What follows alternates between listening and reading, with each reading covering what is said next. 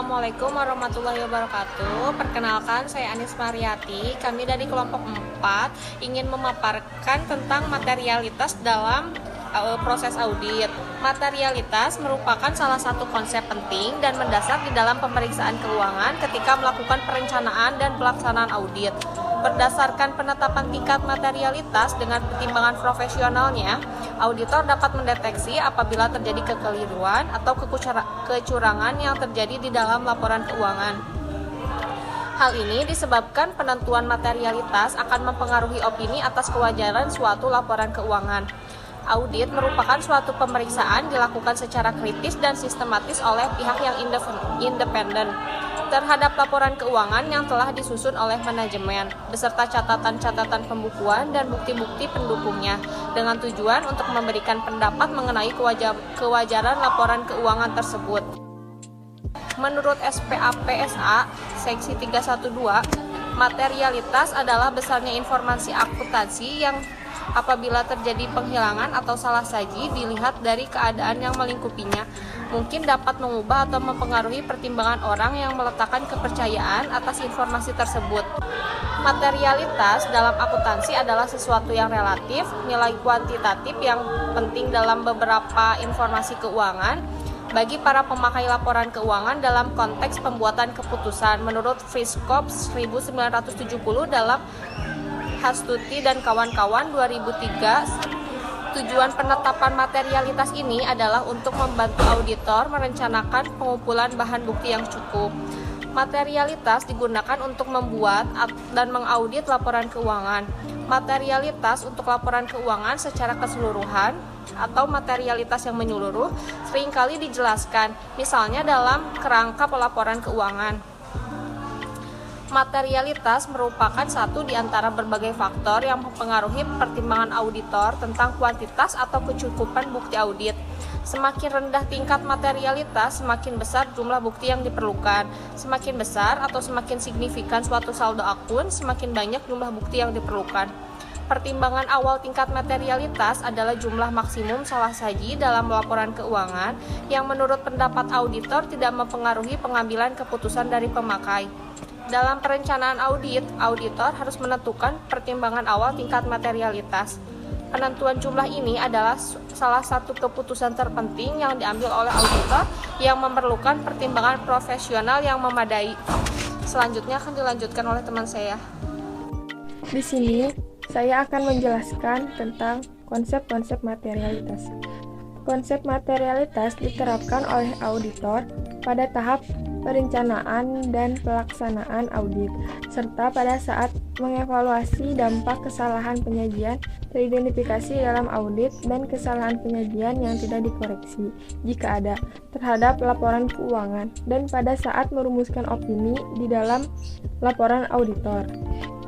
Konsep materialitas menyatakan bahwa tidak semua informasi keuangan diperlukan atau tidak semua informasi harus dikomunikasikan. Dalam laporan akuntansi, hanya informasi material yang seharusnya disajikan. Informasi yang tidak material sebaiknya diabaikan atau dihilangkan. Peran konsep materialitas adalah untuk mempengaruhi kualitas dari kuantitas informasi akuntansi yang diperlukan oleh auditor dalam membuat keputusan yang berkaitan dengan bukti. Konsep materialitas bervariasi, tergantung pada ukuran entitasnya.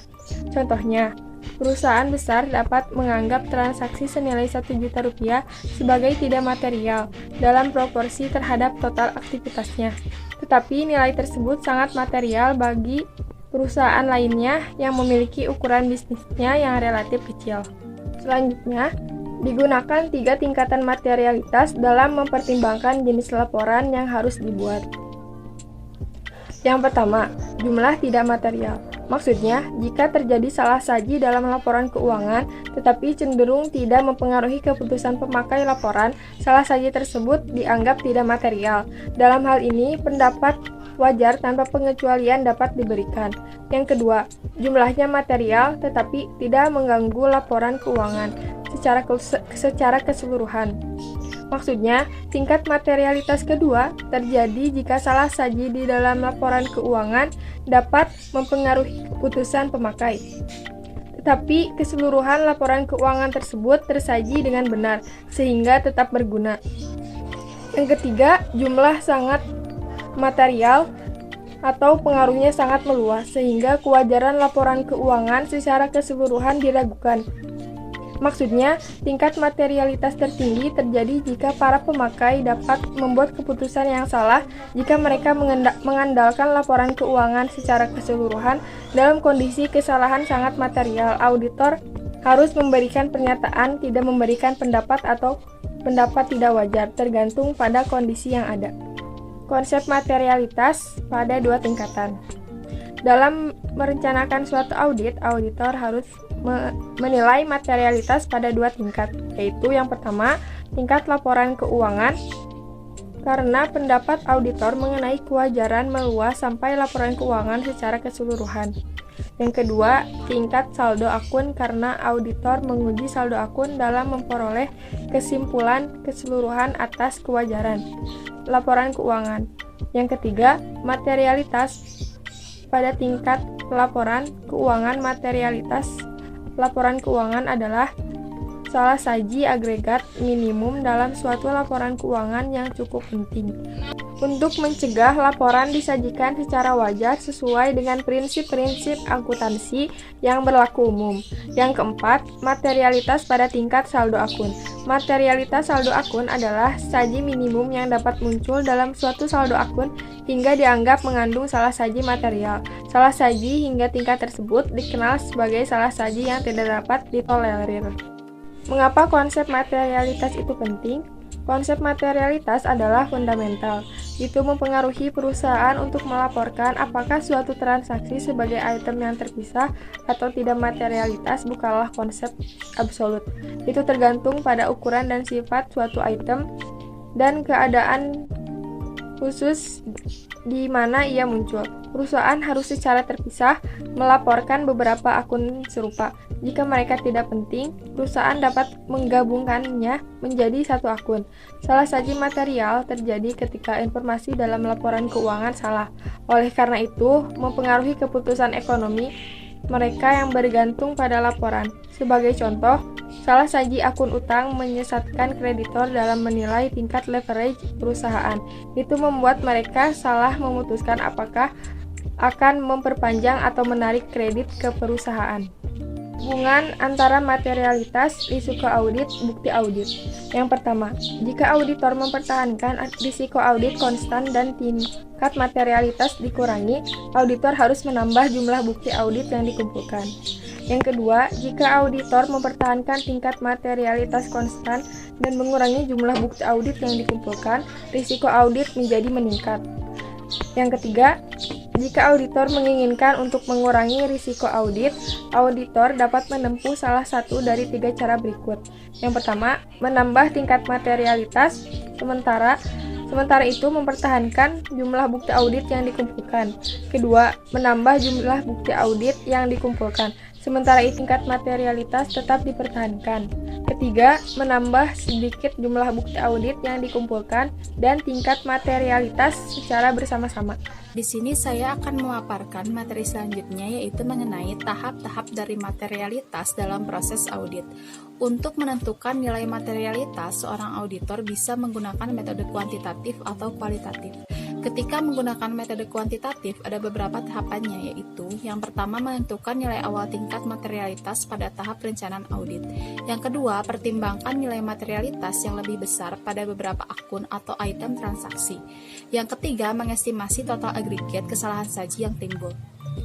Adapun untuk metode kualitatif, tingkat materialitas dapat ditentukan dengan beberapa informasi awal atau indikasi yang menunjukkan adanya kondisi kesalahan atau fraud yang dilakukan oleh manajemen.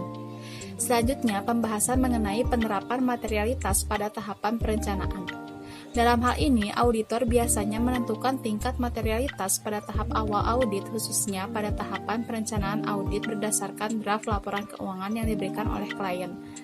Alasan auditor menentukan tingkat materialitas di awal adalah agar auditor dapat menentukan risiko-risiko apa saja yang akan muncul yang disebabkan karena terdapat salah saji material, sehingga auditor dapat menentukan prosedur audit yang tepat untuk memperoleh buku audit yang appropriate and sufficient.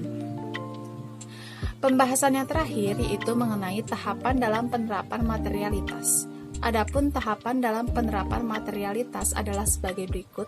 Yang pertama, menetapkan materialitas untuk laporan keuangan secara keseluruhan. Yang kedua, menentukan materialitas pelaksanaan. Yang ketiga, memperkirakan total kesalahan penyajian dalam segmen. Yang keempat, memperkirakan keseluruhan kesalahan penyajian. Dan yang terakhir, membandingkan taksiran keseluruhan dengan kebijakan awal materialitas. Selanjutnya, izinkan saya Sarah untuk memaparkan materi berikut ini. 4. Ada pertimbangan. Pertimbangan materialitas mencakup pertimbangan kuantitatif dan kualitatif. Berikut ini disajikan salah satu contoh pertimbangan kualitatif dan kualitatif yang dilakukan oleh auditor dalam mempertimbangkan materialitas. 1. Ada hubungan salah satu saji dengan jumlah kunci tertentu dalam laporan seperti laba bersih sebelum pajak dalam laporan keuangan, total aktiva dalam neraca, total aktiva lancar dalam neraca, total ekuitas pemegang saham dalam neraca.